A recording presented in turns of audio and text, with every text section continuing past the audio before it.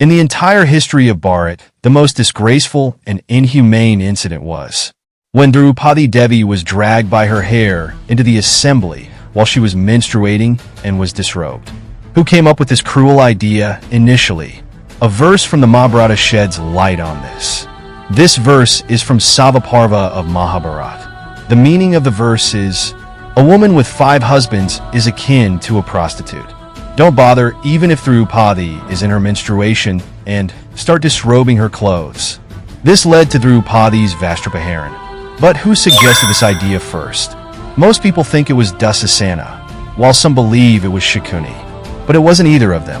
Let me tell you the real truth described in the Mahabharata. Brace yourself, as you will not expect this. The idea was given by Karna. Isn't it shocking? Even I, after watching Telugu movies in my childhood, thought that Dussasana and Shakuni were the ones who came up with this idea. But later, when I read the Mahabharata, I knew that it was Karna, which shocked me. Movie portrayals are different from the real Mahabharata. Let's now uncover the truth behind Drupadi's Vastrapaharan.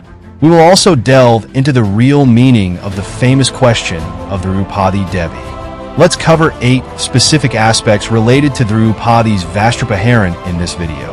Firstly, why did Drupadi Vastrapaharan happen? Everyone assumes that Duryodhana did this as vengeance on Drupadi for laughing when he fell into the pool in the Sabha. This is a complete lie, as Drupadi was not present when he fell into the pool. Duryodhana was envious of Dharmaraja's wealth and glory. When he suggested to his father, Dhritarashtra, that they lure the Pandavas into gambling and defeat them, Dhritarashtra hesitated. Duryodhana then forced Dhritarashtra to agree by blackmailing him with the threat of committing suicide. Now, let's move on to the second point. After the Pandavas came to play dice, what really happened during the game?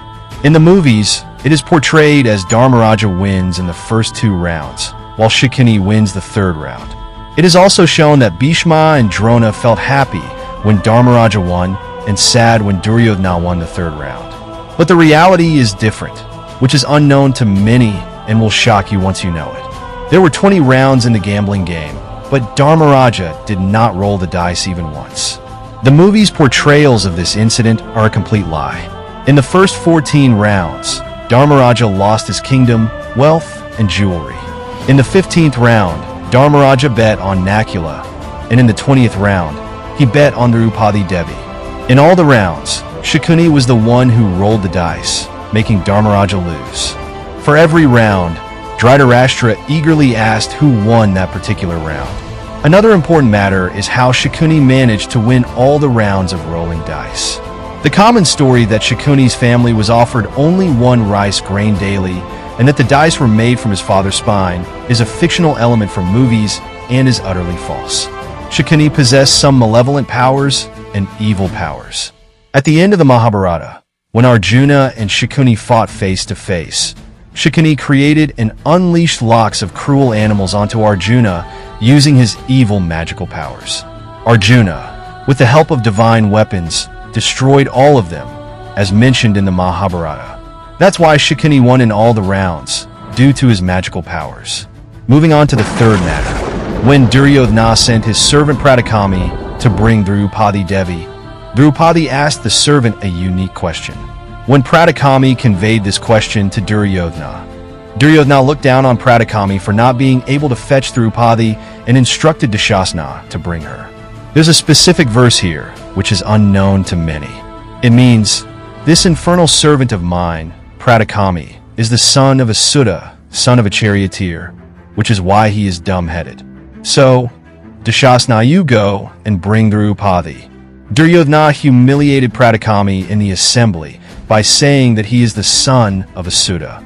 However, in the movies, Duryodhana is portrayed as condemning the term Sudha-putra as wrongful, which is a complete lie. He was the person who disdained the Sudhas, and this verse stands as evidence. Unaware of these details, we often accept the movie portrayals of the Mahabharata as accurate. Now, let's carefully analyze the meaning behind Drupadi Devi's question. Let's consider a scenario where Dharmaraj lost first in the game and then bet on Drupadi Devi afterward. This implies that if Dharmaraj had already lost, he had already become Duryodhan's servant. And Draupadi Devi indirectly becomes a servant of Duryodhan as well.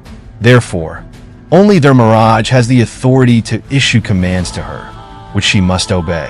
However, in another scenario where Draupadi Devi lost first, she would directly become Duryodhan's servant, thereby obligated to attend the assembly as per Duryodhan's command. Draupadi Devi, with her deep understanding of righteousness, dharma, subtly and indirectly raised this question when Pratikami conveyed Duryodhan's order. Then Dussasana cruelly seized Draupadi by her hair and dragged her into the assembly hall, disregarding her mention of menstruation.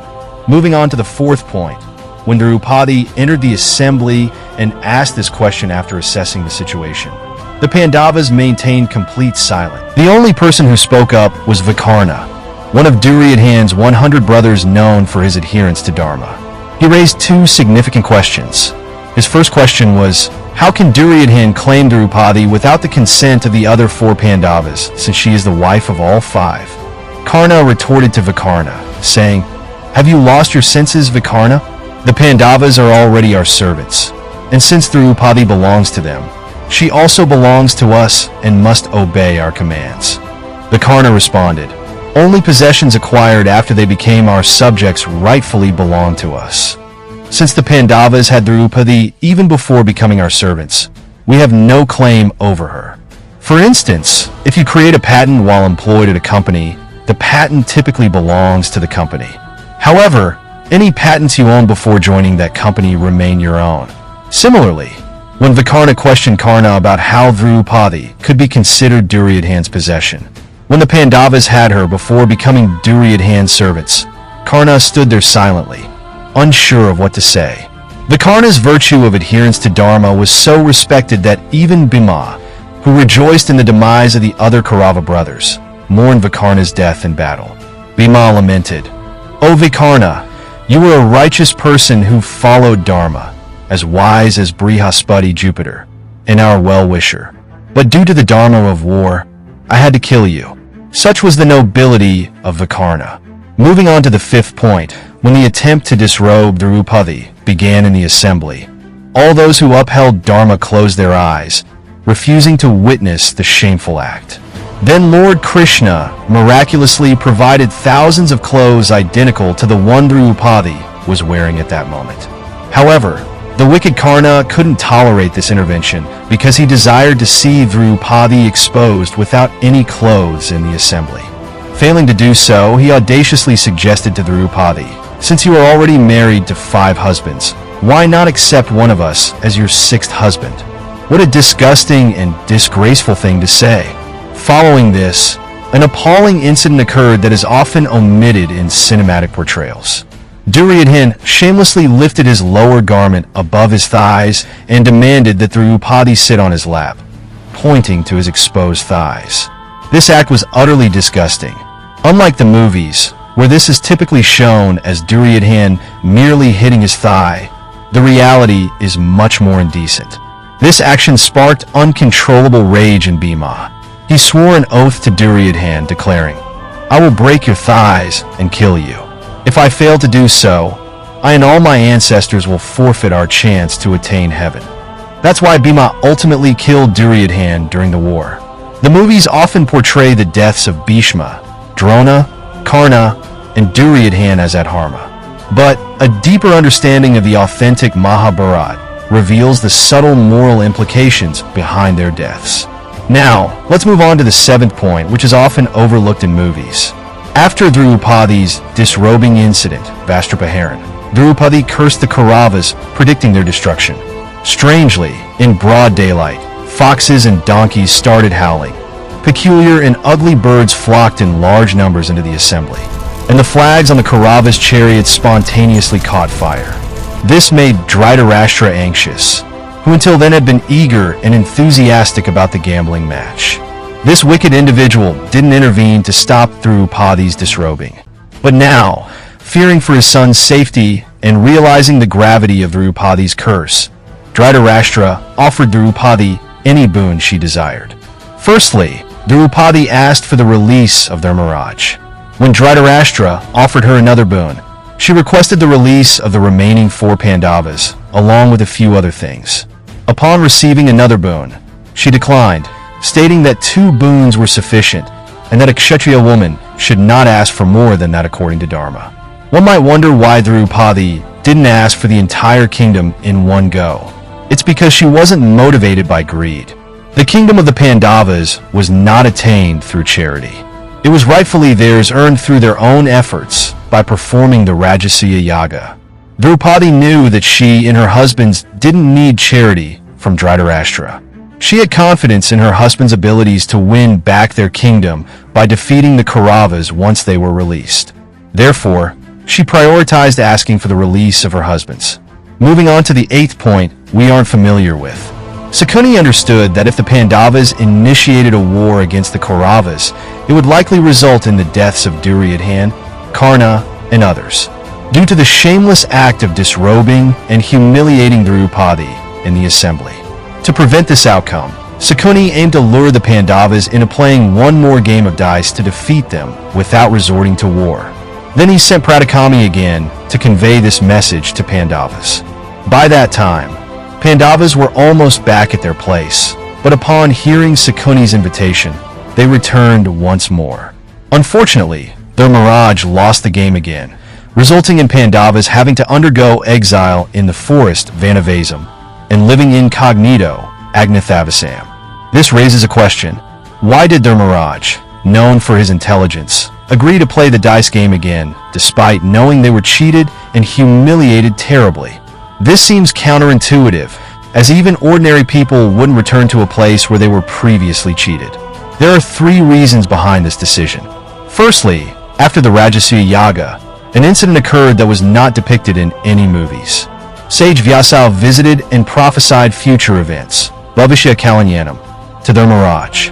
Vyasa foretold that with the valor of Arjuna and Bhima, the destruction of millions of evil people would occur in 13 years and that Dharma would be restored. Sage Vyasa revealed that this would occur due to the wicked deeds of Duryodhana, with Dharmaraj playing a crucial role in its unfolding.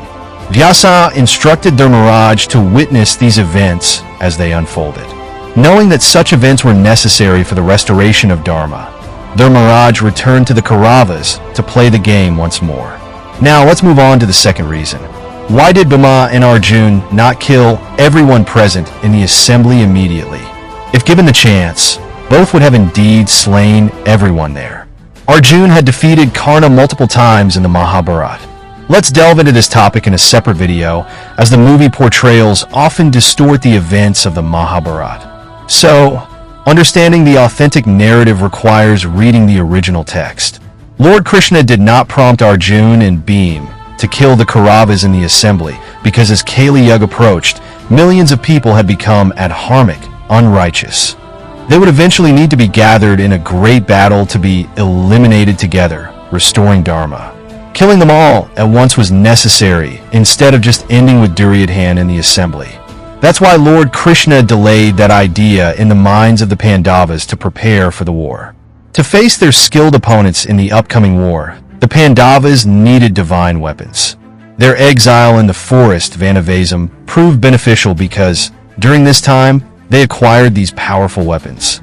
They also traveled extensively across Bharat, not just in northern India as commonly assumed, learning problems faced by people.